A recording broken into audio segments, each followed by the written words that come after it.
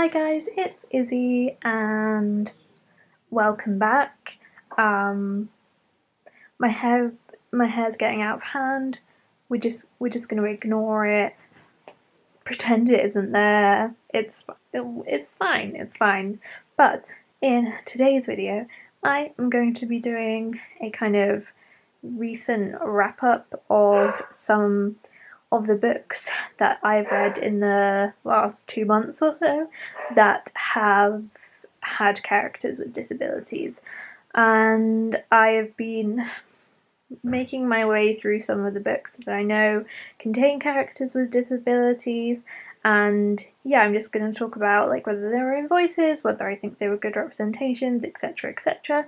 And if I can point you to other creators who have reviewed it and specifically own voices. I am disabled, but obviously I don't have every disability ever.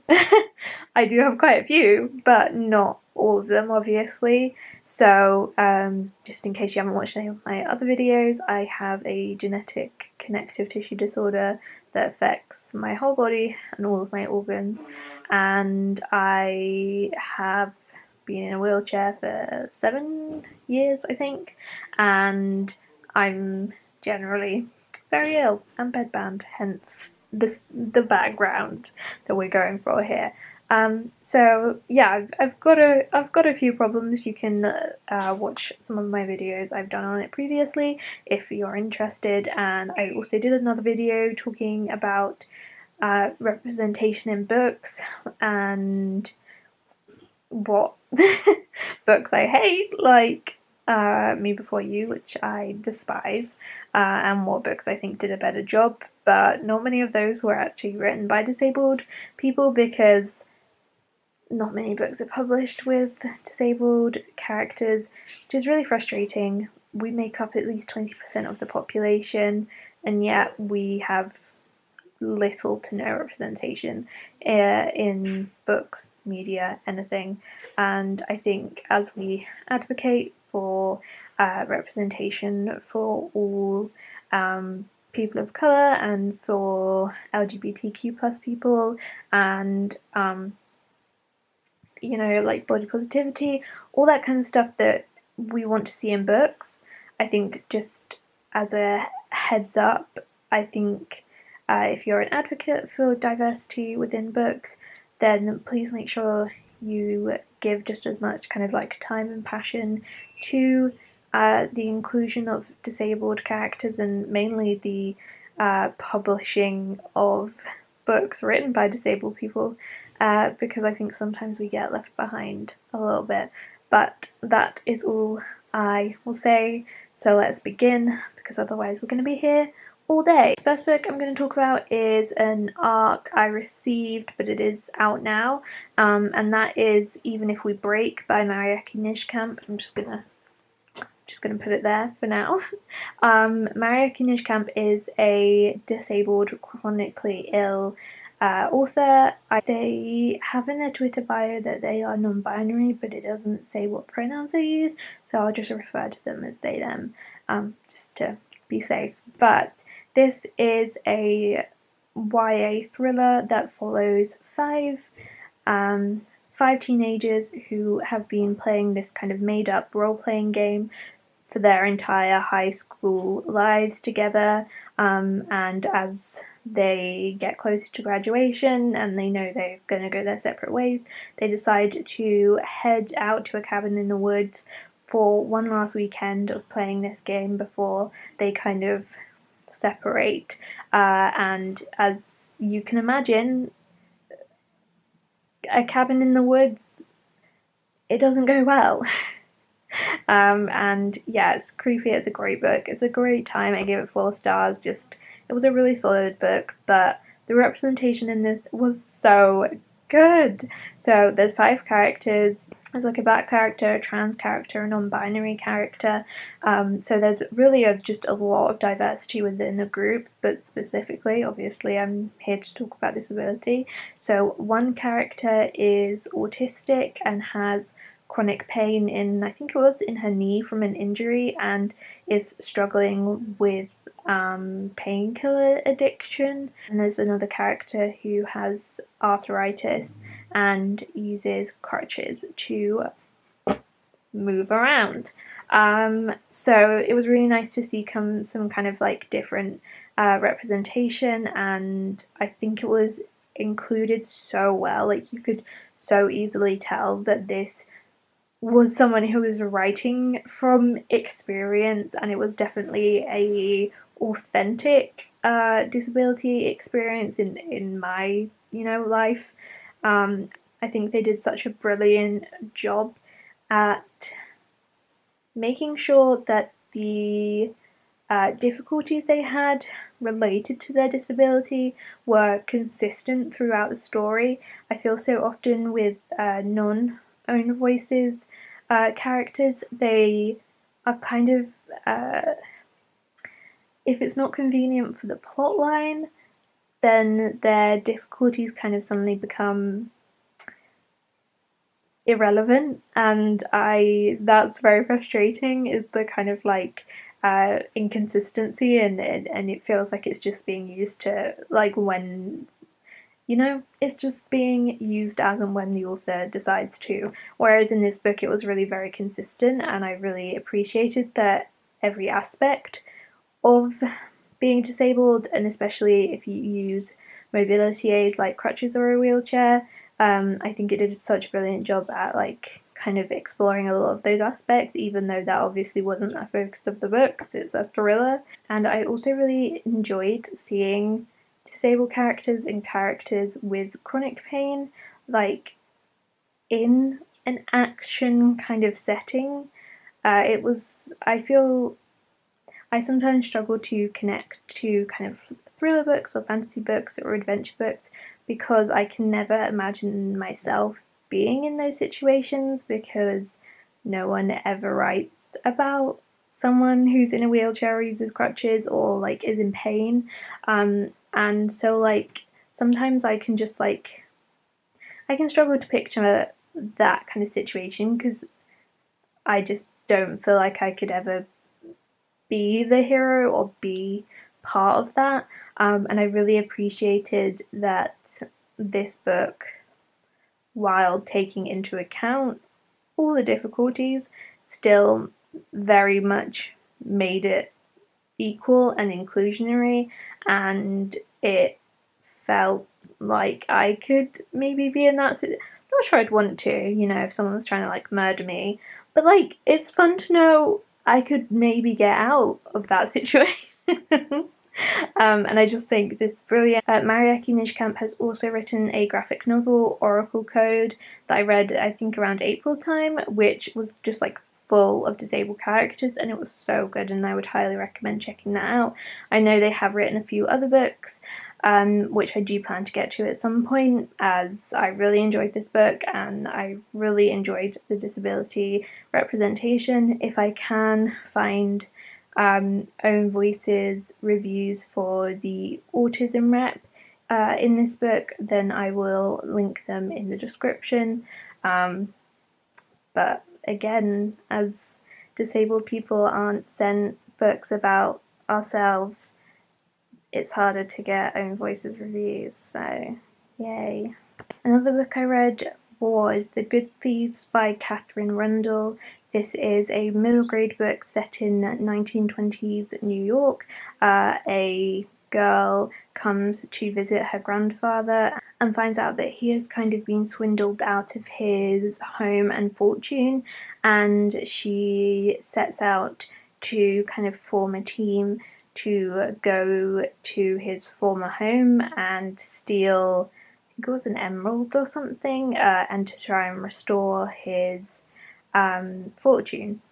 And as far as I can tell, and I may have missed it, and I'm not 100% sure, but I haven't seen that Catherine Rundell herself is own voices. She doesn't have a Twitter, and it doesn't say that she is on Goodreads.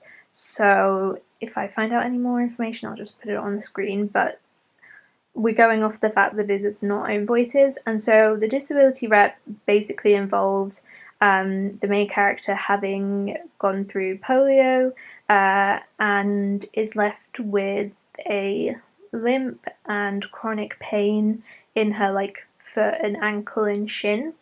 Um, Sadly, I did enjoy the book, but sadly, this was a case of what I was talking about earlier, where the disability kind of only seemed to be involved when it was practical and when the author wanted her to do kind of like an action scene. It kind of was just like, oh, I'm in pain, but I do all this stuff anyway.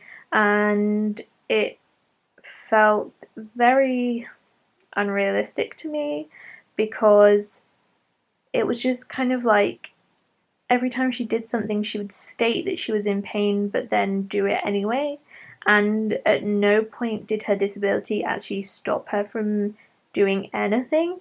And I,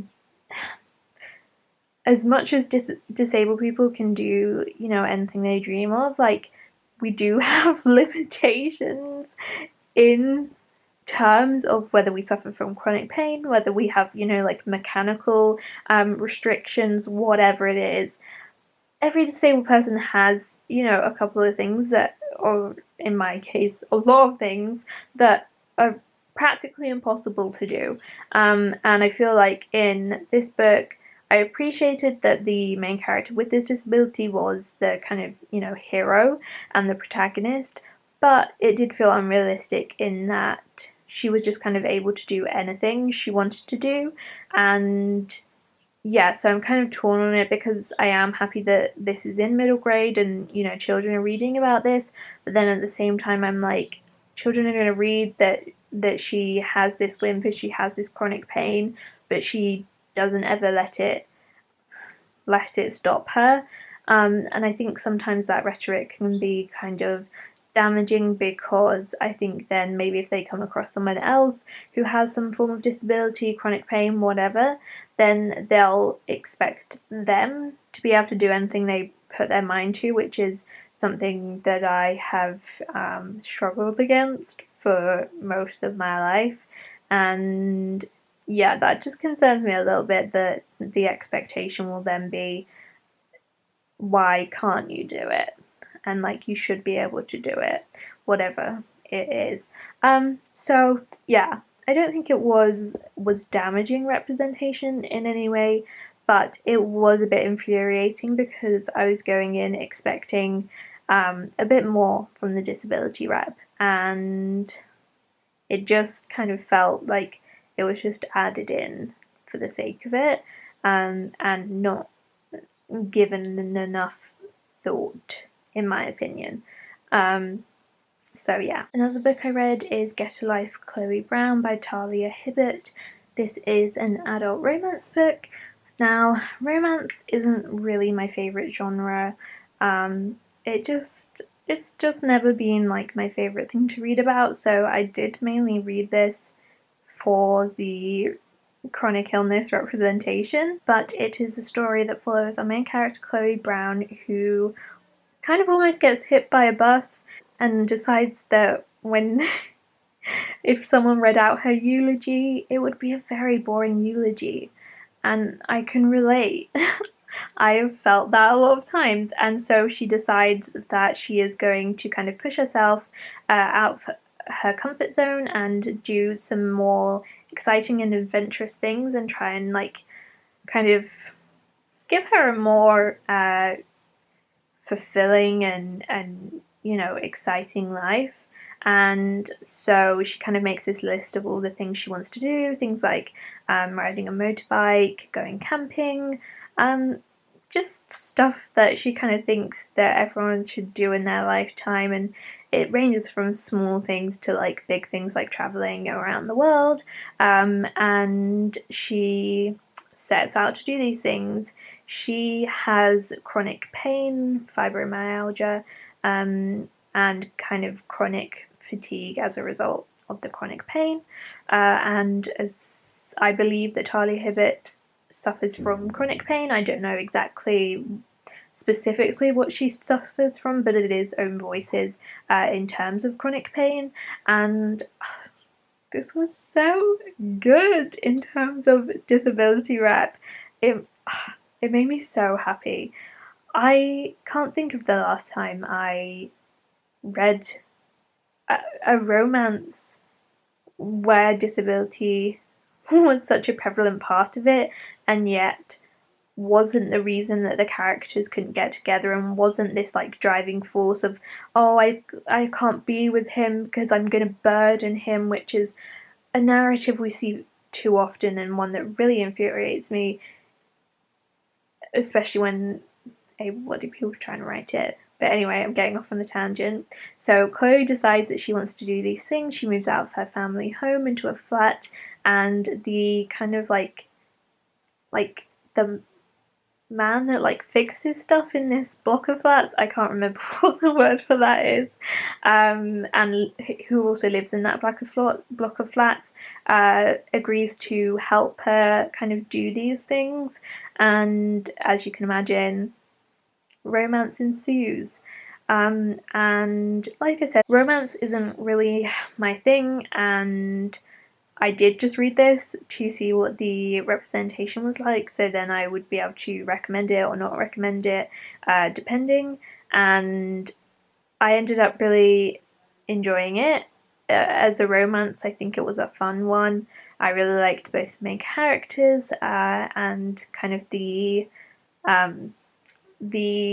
like experiences that they had together, and the activities they did, and the situations they got themselves into. And also, like I said, I appreciated that the kind of angst and the can we be together was for very different reasons than Chloe's disabilities. So I super appreciated that.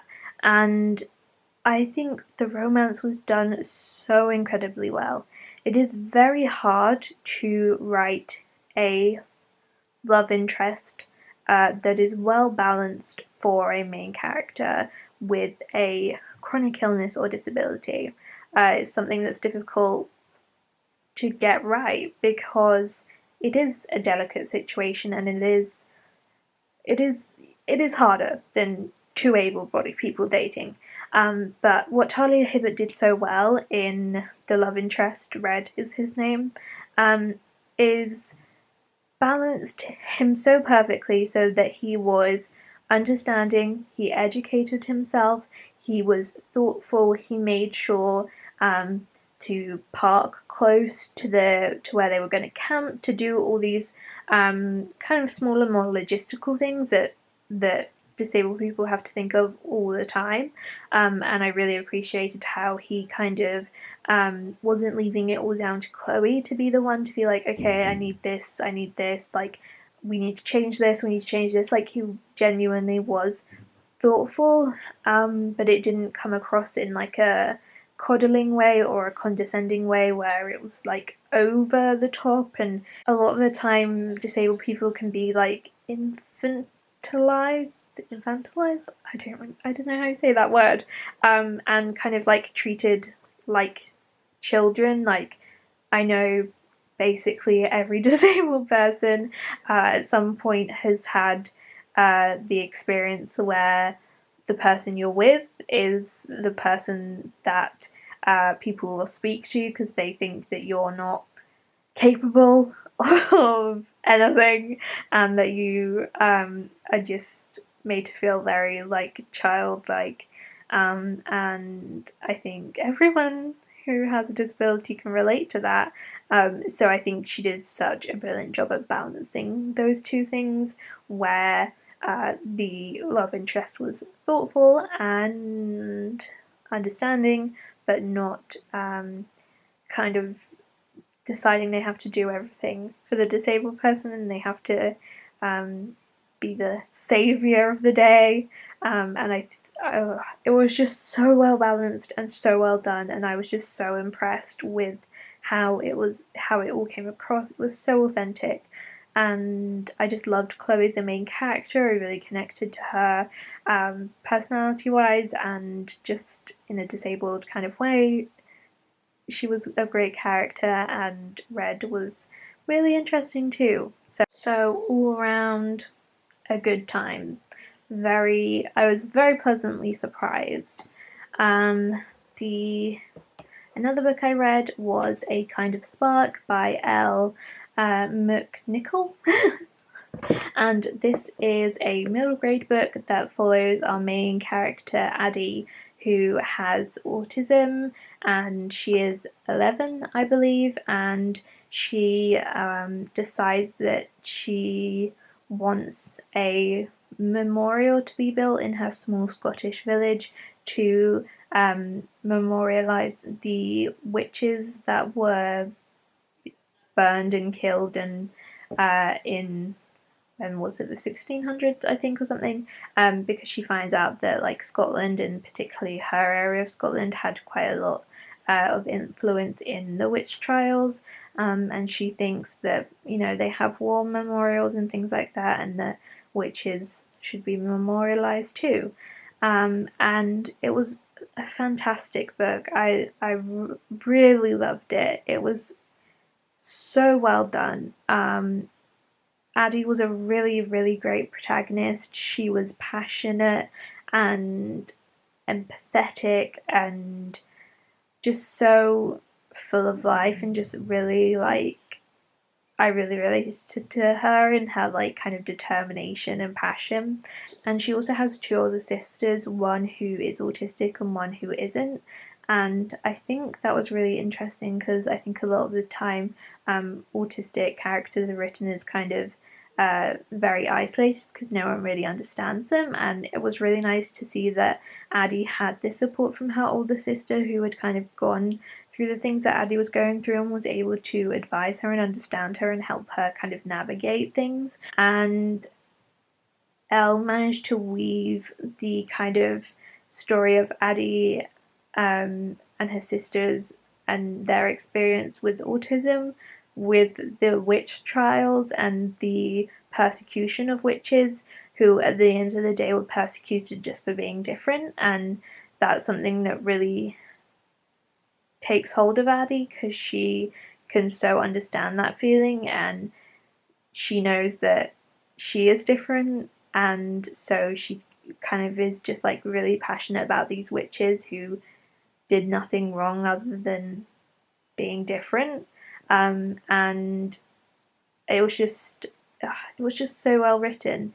Elle is herself autistic, so it is own voices, and I will try and leave some own voices reviews in the description. Also, Elle is just a wonderful person, and I highly recommend you follow her on Twitter. She is a disability advocate and just a really cool person, and she's always very supportive of like the tweets I make talking about the underrepresentation of disability. But something I was quite surprised by in this book was how, I guess, not dark, but it really didn't shy away from the mistreatment of disabled people and autistic people. And I didn't expect that in a middle grade book. It was really educational for people, neurotypical people, people without autism. And at the same time, I think it was a comforting and relatable book that kids, especially with autism, can relate to Addie and her experience. And I think it did a really great job of balancing the kind of educational with the comforting and relatable aspect of it. But obviously, I'll leave some reviews in the description box. I'm so sorry if I forget. My brain's really scattered at the moment, and sometimes my memory's very poor. But if you if you are watching this and they're not in the description box, just like leave me a comment or DM me on Twitter to remind me, and then I'll do it. But hopefully I'll remember. We'll see. But yeah, this was just a fantastic book, really heartwarming, really emotional, just a really addictive read. I just wanted to pick up all the time. It's pretty short, so it doesn't take long to read. It's a really beautiful book. I love the artwork, and I just really loved it. I really don't have a bad thing to say about it. I just think it was all done so brilliantly, and I really hope that Elle writes many more books in the future, because I think it will be really impactful for kids going through what Addie is going through. And I think it's a really helpful resource if kids have a autistic person in their class or an autistic sibling or anything like that. It was a really informative book, but obviously a fun way to learn because it's a book and it's got a story. And yeah, I just think it's great, if you can't tell. And the final book I read was The Silence Between Us by Alison Gervais, I think is how you say it. I hope that's how you say it. And this is a book that follows our main character Maya, who became profoundly deaf when she was 13 and has been in a school catered for deaf students since then. But her family have to move for her mum's work, and there is no school kind of set up for deaf students where they live, and so she has to deal with going back into a kind of hearing world where she does not have the support of her deaf classmates or kind of the understanding of the teachers. And yeah, she just has to kind of deal with the stress of being in a world that is not made for you and is not set up for you and does not allow you to thrive, which I very much related to. School was very difficult for me. Maya has to have an ALS translator with her at all times, so she has to have an adult with her all around school, and I had to have an adult with me all around school to help me with my wheelchair and bags and writing and all that kind of stuff. And I had to have a lot of adjustments made for me, but they were not very practical and were kind of embarrassing, and I hated it, and it was just really difficult, and I really related to Maya's frustration and difficulty with having to constantly kind of advocate for yourself and what you need because no one else is going to do it, and the struggle of having classmates that don't understand and don't try to understand and kind of just write you off as the weird girl. I was literally known in my school as the wheelchair girl. Not sure anyone knew my name except for like my friends. And Maya had this experience where she kind of had a difficult time with a teacher, and that's something I really related to. I've had far too many bad teacher experiences in my life. But I also really enjoyed that Maya's brother has cystic fibrosis, and that added another element of the kind of chronic illness, and in cystic fibrosis case, the kind of care and support that he needed, and a mum who was kind of trying to provide for both of her kids and do the best that she could for them. And I am partially deaf. I use a hearing aid, but I don't use sign language, obviously, as I'm speaking now. So I know one of my friends, Paige, she is profoundly deaf, and she really liked this book, and I'll leave her review of it down below. She's great, follow her, and I'll see if I can find any other Own Voices reviews.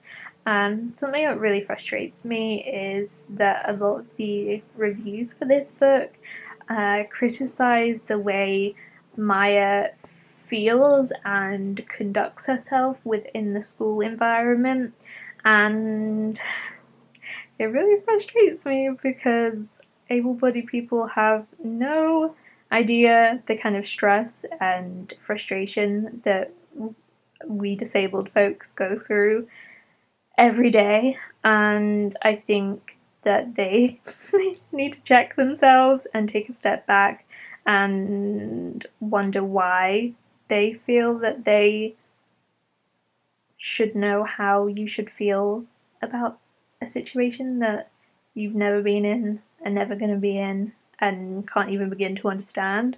And I really just wish they looked at Own Voices reviews rather than just writing their own review from their able-bodied point of view. I don't know if that makes sense, but it just really frustrates me. I think so often disabled people are expected to be thankful for any accommodations we are given, and that we should just be so grateful that someone actually did something that we need.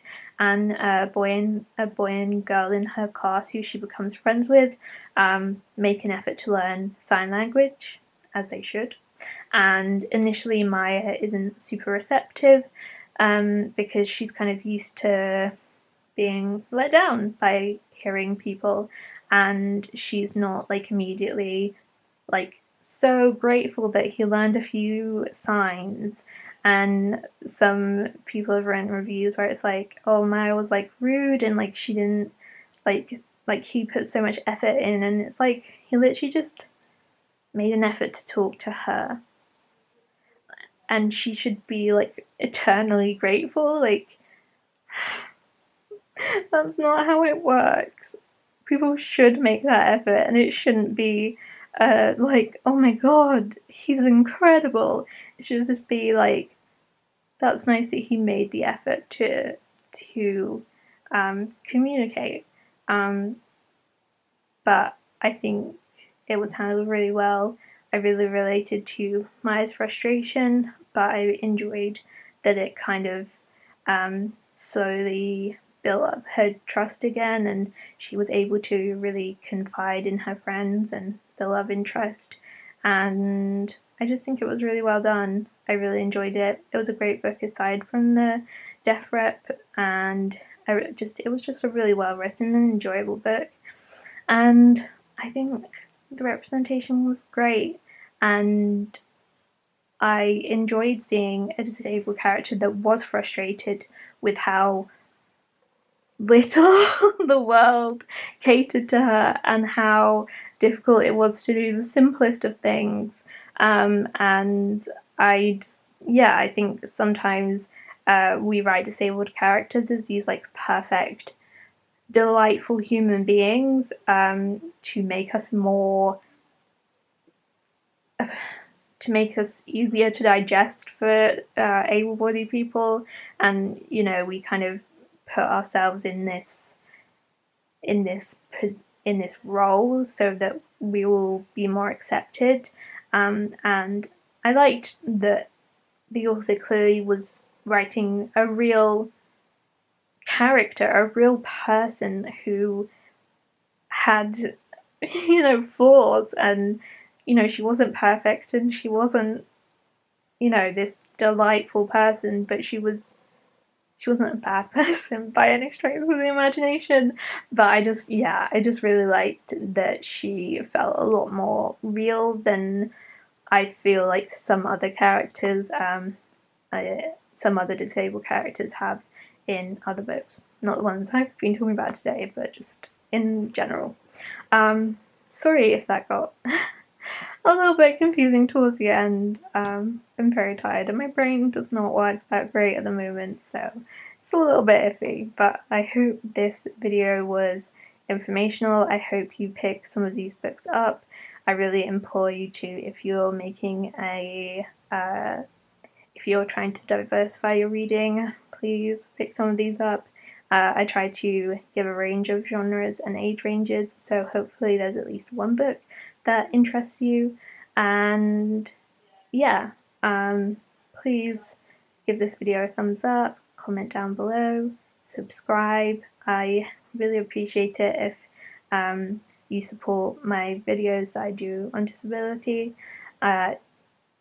It means a lot to me, and sometimes it feels like I'm screaming into a void about disability representation. So I really do appreciate you taking the time to support my endeavour to talk about disability and disability representation, and it really does help if you like and leave a comment, retweet it on Twitter, share it.